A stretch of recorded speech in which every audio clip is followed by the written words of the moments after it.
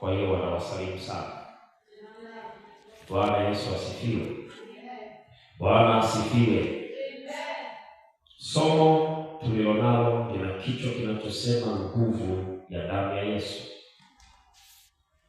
Nguvu ya damu ya Yesu. Nguvu ya damu ya Yesu. Na siku ya jana tulijifunza na kuna mahala ambapo tuliishia. Na siku ya leo ninatamani kuendelea hatua nyingine tena inayofuata. Bwana Yesu asifiwe. Amen. Bwana asifiwe. Amen. Somo letu lilijengwa kwenye msingi wa kitabu cha Ufunuo, ile sura ya 13 na ule mstari wa 8.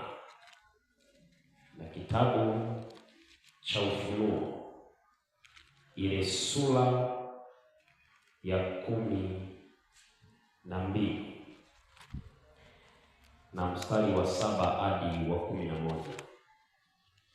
Biblia inasema kwenye kitabu cha Ufunuo, ile sura ya 13 na mstari wa 8, na watu wote wakao juu ya nchi watamsujudu, kila ambaye jina lake alikuandikwa katika kitabu cha uzima cha Mwana-Kondoo, aliyechinjwa tangu kuwekwa misingi ya dunia.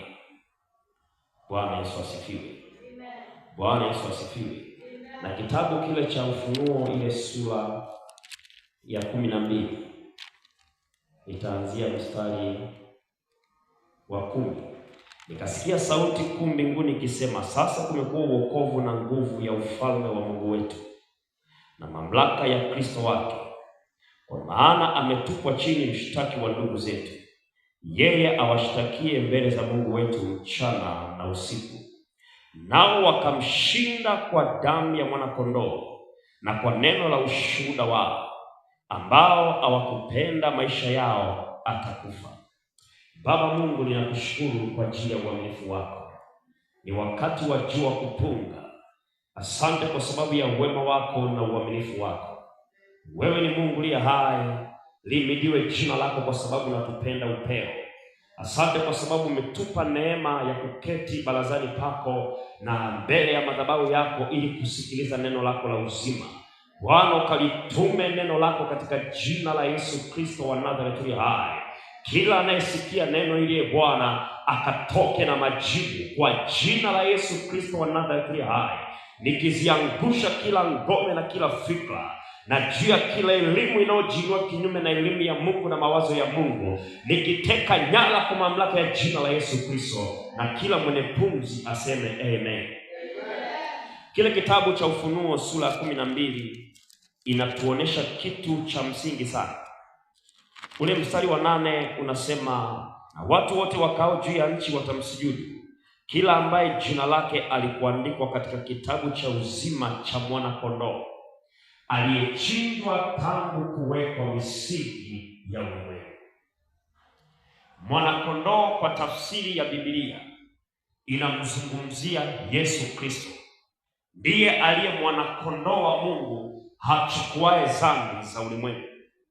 Lakini unaposoma ili andiko, linaonyeshwa Mungu alipohusika na swala la kuweka misingi ya ulimwengu, ilitumika damu ya Mwana-Kondoo ili kuweza kusimamisha misingi ya ulimwengu. Bwana Yesu asifiwe. Bwana Yesu asifiwe. Na jana tuliangalia hatua ya kwanza kwamba damu ya Yesu ina nguvu ya kushughulikia malango ya maisha yako na kumpa Mungu nafasi na uhalali wa kuhukumu miungu yote inayokutesa. Bwana Yesu asifiwe. Tuliangalia kile kitabu cha Kutoka sura ya 11 mstari wa 1 na kitabu cha Kutoka sura ya 12 na ule mstari wa 1 hadi wa 3, na tukasoma mstari wa 7 hadi wa 11. Leo tuko hatua ya pili, ina kitu kinachosema imani unayoiweka au ulionayo juu ya matumizi ya damu ya Yesu. Imani unayoiweka au ulionayo juu ya matumizi ya damu ya Yesu ndiyo inayoipa nguvu damu hiyo kuonekana katika ulimwengu wa roho. Imani unayoiweka au ulionayo juu ya matumizi ya damu ya Yesu ndiyo inayoipa nguvu damu hiyo kuonekana katika ulimwengu wa roho. Nitarudia tena, imani unayoiweka au ulionayo juu ya matumizi ya damu ya Yesu ndiyo inayoipa nguvu damu hiyo kuonekana katika ulimwengu wa roho. Bwana Yesu asifiwe. Kile kitabu cha Waebrania ile sura ya 11 na mstari wa 1, Biblia inasema, basi imani ni kuwa na uhakika wa mambo yatarajiwayo. Kwa hiyo imani ni kuwa na uhakika. Kwa hiyo mtu awaye yote anapokosa kuwa na uhakika, maana yake ndani yake hakuna imani. Tunaenda pamoja. Anasema ni bayana ya mambo yasiyoonekana. Ni bayana ya mambo yasiyoonekana. Tuna watu wengi ambao imani yao wameweka kwenye vitu vinavyoonekana. Lakini Biblia inasema eli yao wanaoniamini pasina kuona. Kuna watu mpaka washike. Kuna watu mpaka waone kwa macho ndio watengeneze imani. Lakini imani ni bayana ya vitu visivyoonekana. Bwana Yesu asifiwe. Bwana Yesu asifiwe. Sasa tusome mstari wa 3. Turukie mstari wa 3. Kwa imani twafahamu ya kuwa ulimwengu uliumbwa kwa neno la Mungu, na vitu vinavyoonekana havikufanywa kuwa vitu vilivyo dhahiri. Ukisoma Biblia ya tafsiri ya habari njema na tafsiri vizuri, nasema hivi: kwa imani sisi tunafahamu kwamba ulimwengu uliumbwa kwa neno la Mungu, vitu vinavyoonekana kutoka kwenye vitu visivyoonekana. Kwa hiyo vitu tunavyoviona kwa macho ya kibinadamu asili yake vimetokana na vitu visivyoonekana kwa macho ya kibinadamu.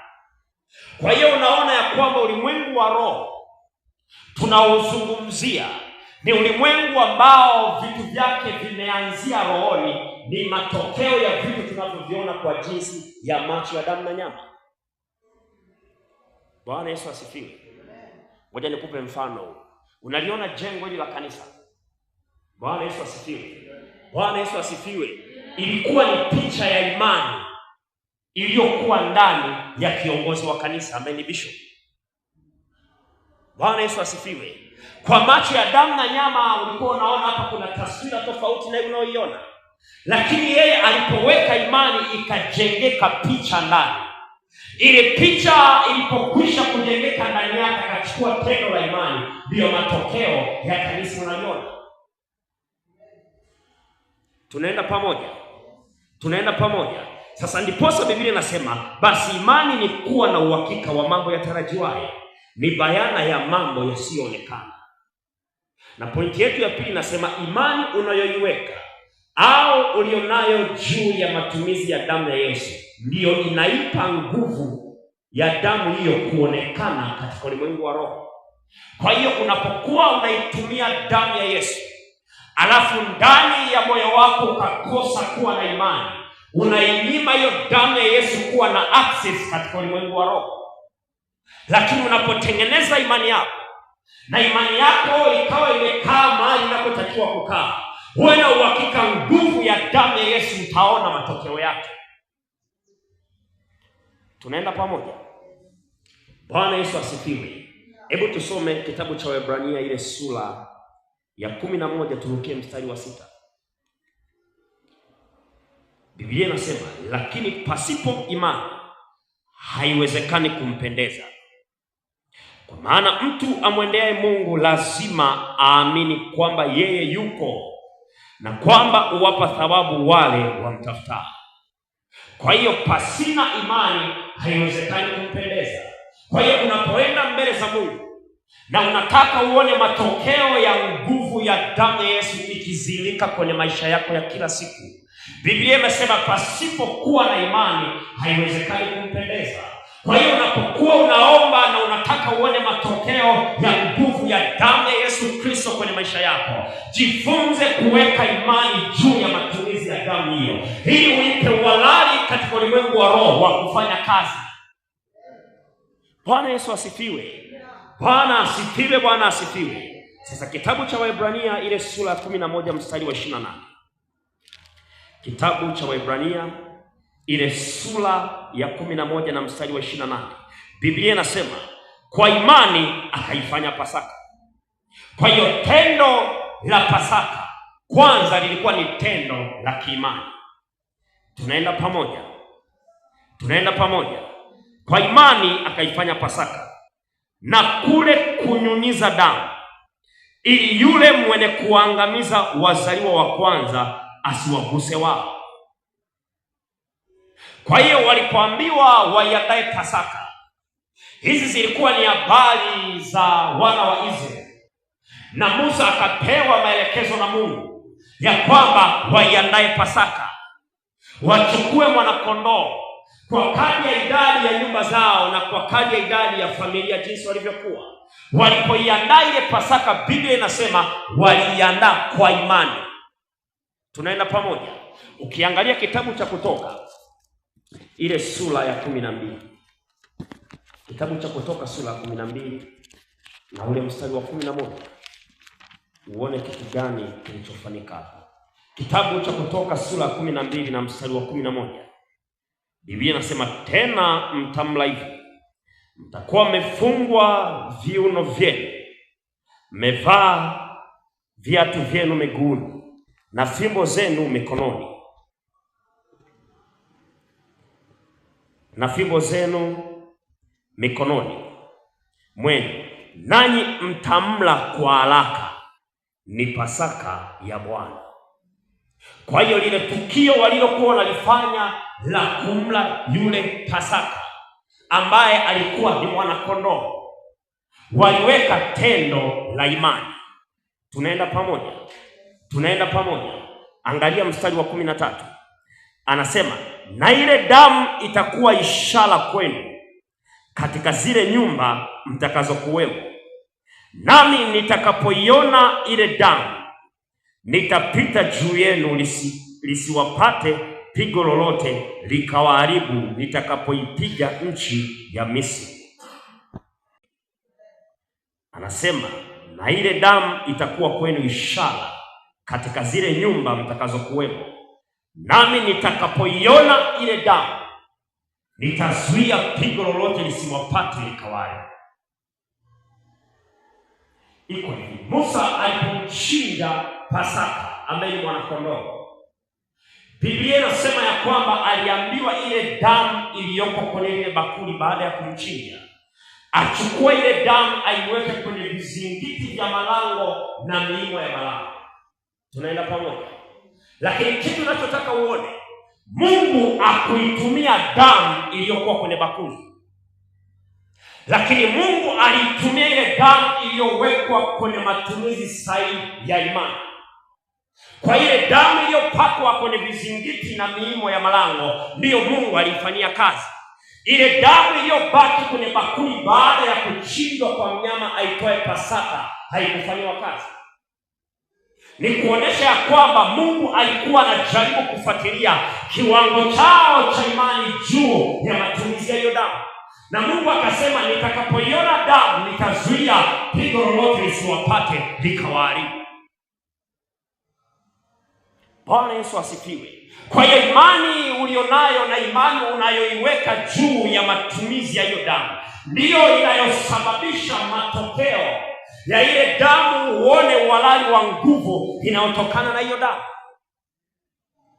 Ngoja nikupe ushuhuda huu. Kuna wakati fulani nilisafiri kwenda kijijini kwetu. Mimi ni mtu wa Bukoba, ni Mwaya. Niliposafiri kufika kule kijijini, nikawaomba waje wanipokee kwa sababu njia niliyopitia ilikuwa ni njia kwangu ngeni. Wakanielekeza, nikafika lile eneo. Wakanichukua tukavuka mto. Sasa tukajikuta tumeingia kwenye shamba la familia. Kuanzia kule chini, nyumba iko kwa juu. Nilipokuwa naingia kwenye lile shamba, ndani yangu nikasikia hasira. Nikamwambia dadangu, kwa nini mashamba yameharibika hivi? Kwa sababu kwenye mashamba tunalima ndizi. Mule kwenye mashamba kuna mikahawa. Bwana Yesu asifiwe. Ukiangalia mazao yote, ukiangalia kila kilicholimwa kimeharibika. Nikamuuliza kwa nini mazao yameharibika hivi? Akanijibu, mchungaji, hayana mbolea. Nikamwambia hapana, shida si mbolea, kuna shida. Nini nilijuaje? Kwa sababu ya ile ishara ya jinsi nilivyosikia hasira ndani yangu. Nikamwambia okay, tembea kwenye mipaka ya hii shamba, mimi nakufuata nyuma. Akaanza kutembea kwenye ile mipaka, mimi natembea ninaomba, na neno kwa lugha ninaomba. Ninaachilia damu ya Yesu Kristo. Tulipozunguka raundi ya kwanza, tunaingia raundi ya pili, akaanguka chini. Alipoanguka chini na mimi nikasimama pale pale, nikaanza kuomba. Nikaanza kuachilia damu ya Yesu. Unajua mazingira ya kijijini huwa ni mazingira yametulia. Na sehemu tulipokuwa ni sehemu ya mwinuko. Sauti ikawa inasambaa inaenda mbali. Nilipokuwa ninaachilia damu ya Yesu kwa imani, nilishangaa kilichotokea.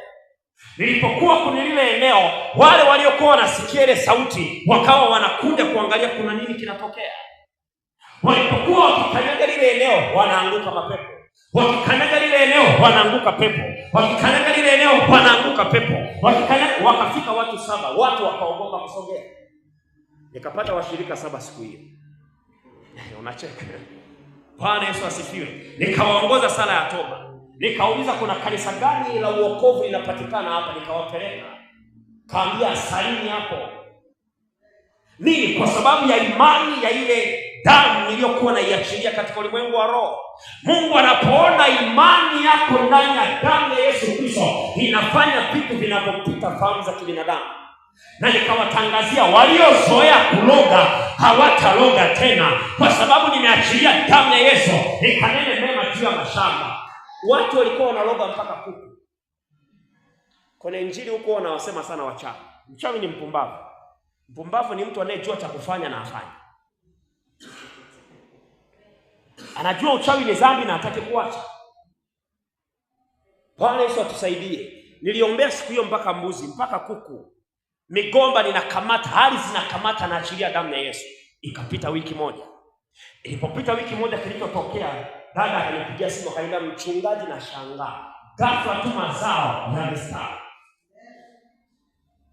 Na sio hapo tu, wale waliokuwa wanatabisha kuloga yale mashamba walikamatwa kwenye nyumba za jirani wanaloga. Nini? Unapoiachilia damu ya Yesu Kristo kwa imani, wewe na uhakika Mungu anachotaka kuona ni pale tu anapoona tukio lako la imani. Tukio lako la imani likiambatana na matumizi ya damu ya Yesu, kuna vitu kwenye maisha yako vitadhihirika. Bwana Yesu atusaidie. Bwana asifiwe, Bwana asifiwe. Unapoangalia ule mstari wa kitabu cha Kutoka mstari wa 13, inasema hivi: na ile damu itakuwa kwenu ishara. Ile damu itakuwa kwenu ishara. Na ile damu itakuwa kwenu, na ile damu itakuwa ishara kwenu katika zile nyumba mtakazokuwamo.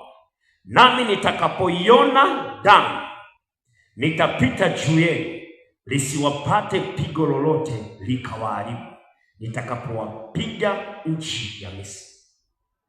Kwa hiyo Mungu anachotaka kuona, anataka kuona imani yako, ili atakapoiona damu atazuia pigo lolote lisikupate likakuharibu. Kwa hiyo unapoiachilia damu ya Yesu Kristo katika ulimwengu wa roho, wewe uhakika ile damu inapoonekana imechangamanika na imani ulionayo inaleta matokeo ya tofauti kwenye maisha yako. Iwe kwenye eneo la ndoa, atakapoiona damu atazuia pigo lolote lisikupate na kuharibu. Wewe na uhakika hakuna nguvu za giza zinaweza zikapita zikavuruga hiyo ndoa. Iwe eneo la kazi, ukiachilia damu ya Yesu Kristo, wewe na uhakika wale waliozoea kuchukua miungu yao na kuipeleka kwenye hiyo nafasi ya kazi, kwenye ofisi, wewe na uhakika haiwezi kukaa. Kwa sababu Mungu akiona ile damu atazuia pigo lolote lisikupate likakuharibu. Kuna vita tunakutana navyo ni kwa sababu hatujui nguvu iliyoko ndani ya damu ya Yesu. Bwana Yesu asifiwe. Mwaka fulani nilikuwa Dar es Salaam. Nilikuwa nahubiri mkutano wa Injili Mbagala. Na tukio lililotokea kipindi hicho nilikuwa na udhaifu wa afya. Na nilikuwa namshangaa Mungu, kila naposimama madhabahuni watu wanaponywa, watu wanafunguliwa, lakini mimi bado naumwa. Sasa Mungu akanisemesha kitu kimoja kama ndani ya siku 3 siku 4. Akaniambia nenda uwanjani ukaombee watoto. Sasa nikaanza kujiuliza, ninaendaje kuombea watoto? Kuna shida gani? Nikashindana sana na ile sauti. Lakini mwisho wa siku nikawachukua watu kwenye timu yetu tulionayo, tukaenda uwanjani kuomba. Tukaanza kuomba toba kwenye ile eneo, tunamwaga damu ya Yesu. Tunamwaga damu ya Yesu. Tunamwaga damu ya Yesu. Tunaendelea kuomba, tunaachilia damu ya Yesu. Tunamwaga damu ya Yesu. Tulipomaliza kuomba tunazunguka, tunaachilia damu ya Yesu. Watu wanatushangaa. Wanajiuliza hawa jamaa wanafanya nini? Na sisi tuko bize, tunaachilia damu ya Yesu. Tunaachilia damu ya Yesu. Ukafika muda wa mkutano. Muda wa saa 9 kaingia kwenye mkutano. Ile nataka kuanza kuhubiri, nikasikia sauti inanisemesha, "Ita watoto." Sasa nikanajiuliza watoto wana shida gani? Asubuhi watoto. Sasa hivi nataka nianze kuhubiri watoto. Nikaita watoto. Na wakati sijui imani ni kuwa na uhakika. Ukiona ndani yako nakosa uhakika, hauna imani. Nami nikaita watoto, nikaanza kuwaombea. Nilishangaa kuona watoto wana pepo zisizokuwa za kawaida. Lakini kilichonishangaza, ndani ya mtoto mmoja kati ya kundi la wale watoto, alipoanguka alitushangaza. Yule mtoto hakuwa mtoto wa kawaida.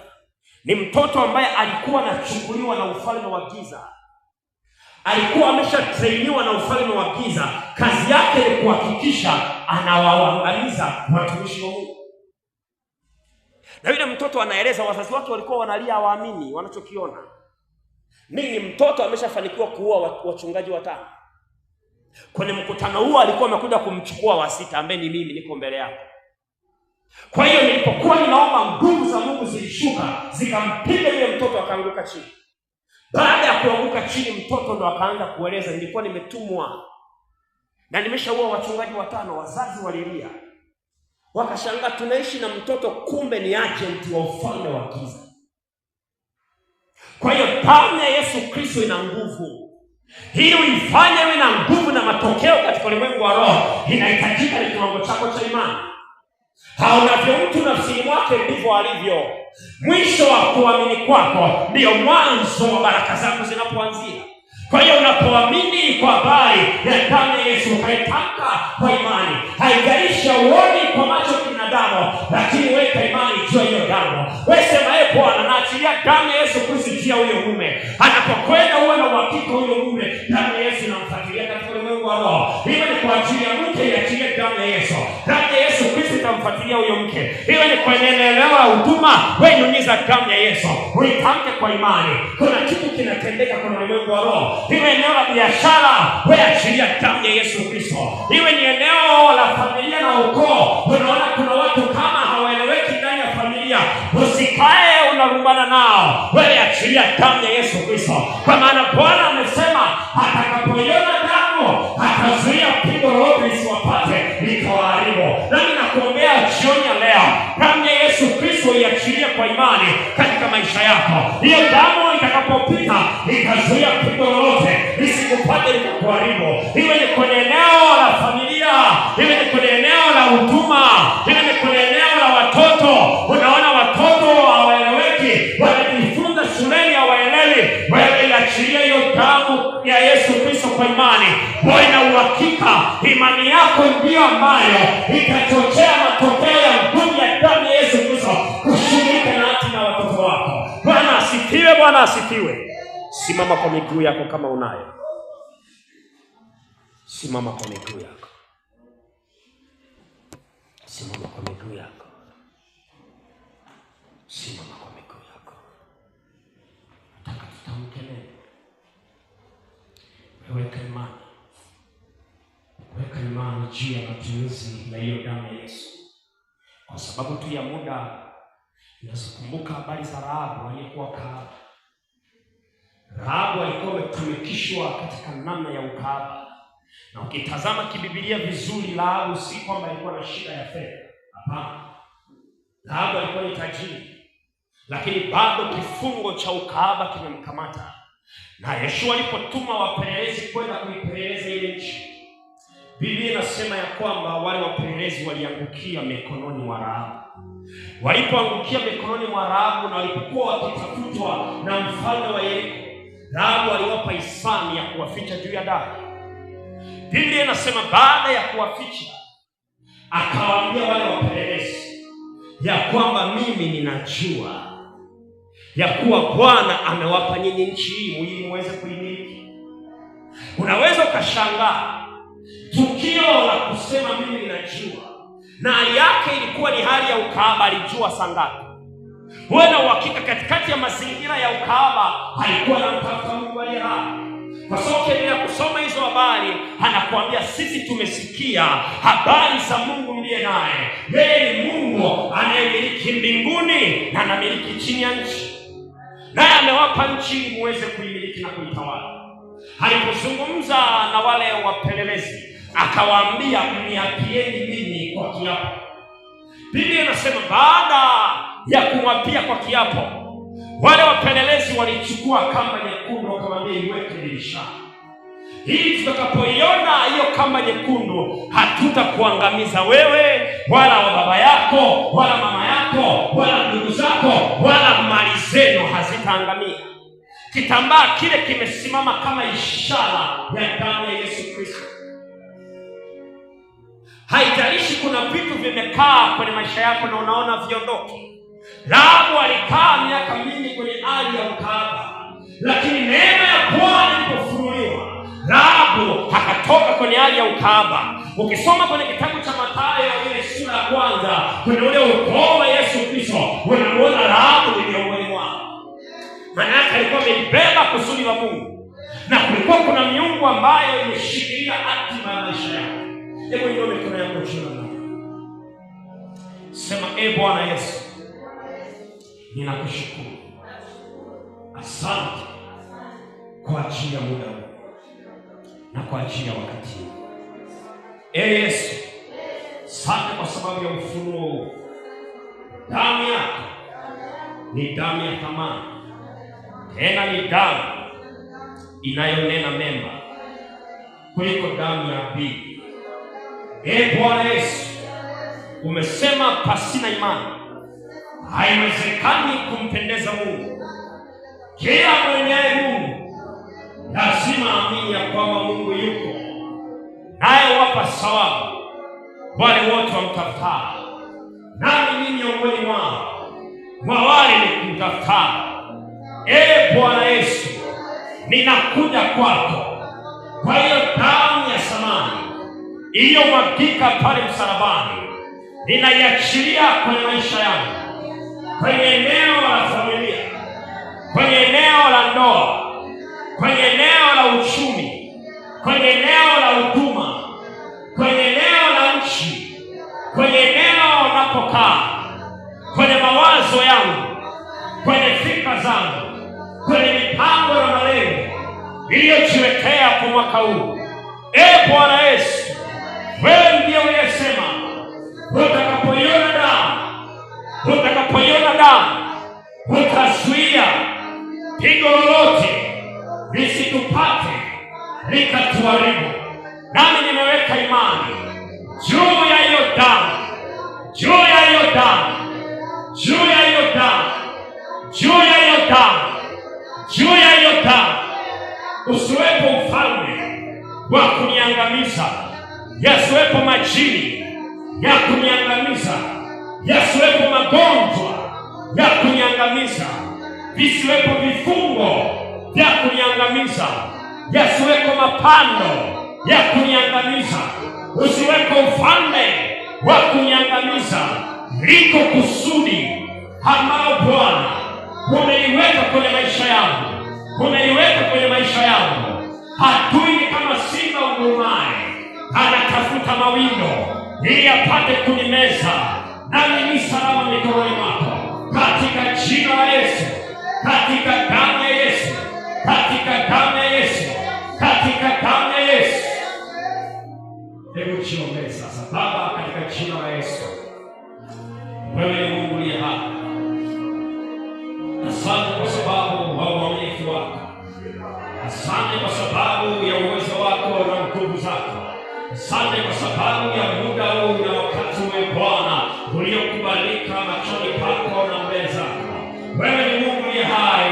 Neno lako linasema Kristo Yesu umezidishwa ili uliondoe agano la kwanza na kusimamisha la pili. Hara mashana rapapara wasikili mandara makora kia wasaka na makora ikindira amando shaka ratapo. Nami nanyunyiza damu ya Yesu Kristo juu ya mama huyo, juu ya kaka huyo, juu ya baba huyo, juu ya familia yake, juu ya ndoa yake, juu ya uchumi wake, juu ya huduma uliyoweka ndani mwake, kwa damu ya Yesu Kristo wa Nazareti hai, na damu ya kunyunyiza ya mwana-kondoo inayo mema kuliko ile damu ya Abeli. Hiyo damu ya Yesu Kristo ikapate kunena mema kwenye malango ya maisha yako. Hiyo damu ikapate kunena mema.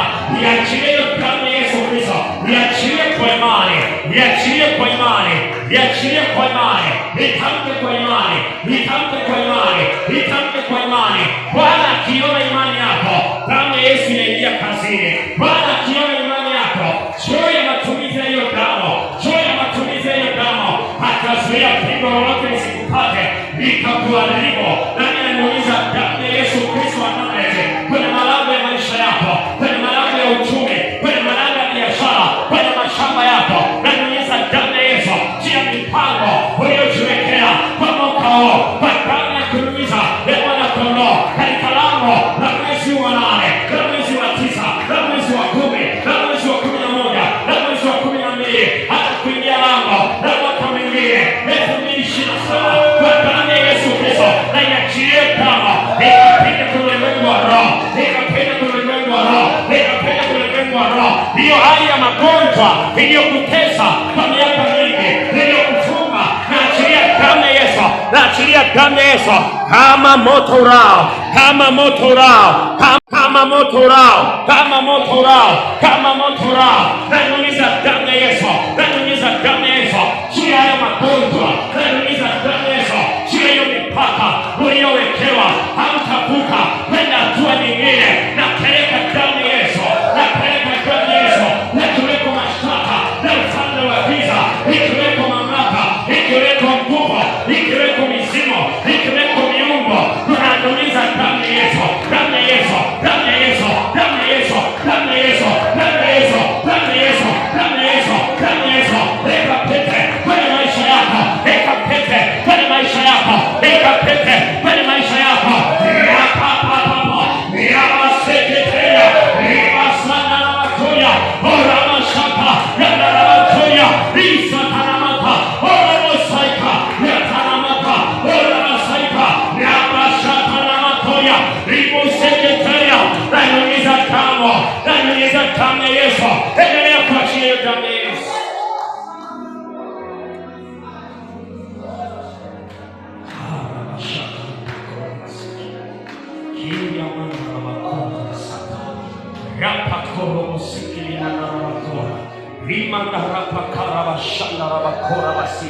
Kila ina vifungo vilivyokukamata katika ulimwengu wa roho, na achilia damu ya Yesu Kristo kinyume na kila nguvu ya maangamizi. Nanyunyiza damu ya Yesu Kristo, damu ya Yesu Kristo, damu ya Yesu ikawe juu yako. Hiyo damu ya mwana-kondoo, hiyo damu ya Yesu Kristo. Ninatangua kila ina uhalali wa nguvu za giza, ninatangua kila ina uhalali wa vifungo vya kiagano, ninatangua kila ina uhalali wa mapando ya adui Shetani, kila ina uhalali wa madhabahu, kila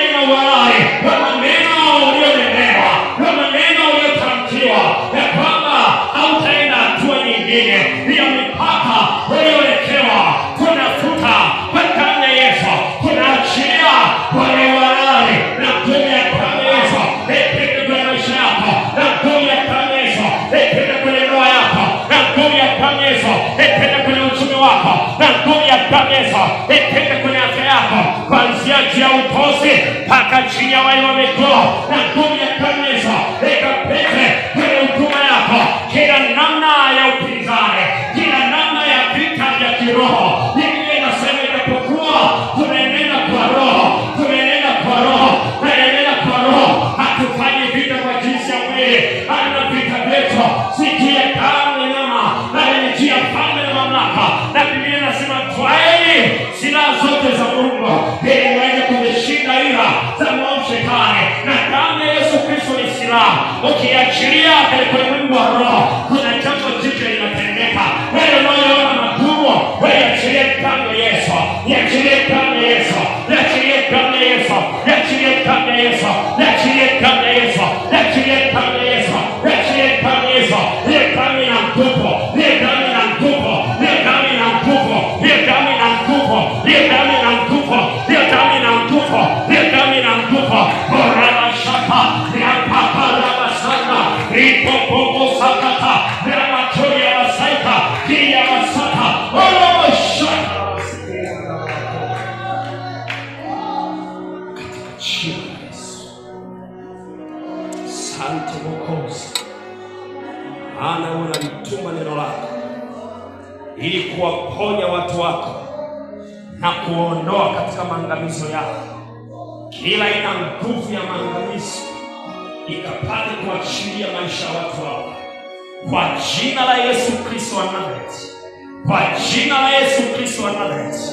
Roho ya maangamizi, roho ya maangamizi, roho ya maangamizi, roho ya maangamizi hauna nafasi kwenye maisha ya watu hawa, kwa mamlaka ya jina la Yesu, kwa mamlaka ya damu ya Yesu Kristo, ikanene mema juu ya maisha yao. Asante Mungu wa uzima, kwa sababu ulikuja ili wawe na uzima, alafu kisha wa uzima wapate kuwa nao tena. Ni katika jina lako Yesu Kristo ninaomba na kuamini. Amen. God bless so much. Amen. Tupigie mchungaji makofi mazuri, mazuri. Haleluya, haleluya, haleluya, haleluya. Amen. Bwana Yesu asifiwe. Bwana Yesu asifiwe. Haleluya. Wow, mafundisho mazuri. Tunashukuru Mungu kwa sababu yeye ni mwaminifu wakati wote. Bwana Yesu asifiwe. Kesho pia kuna ibada kama hii, misa kama hizi. Roho sitokee na itakuwa salama sana. Bwana Yesu asifiwe. Haleluya. Bwana Yesu asifiwe.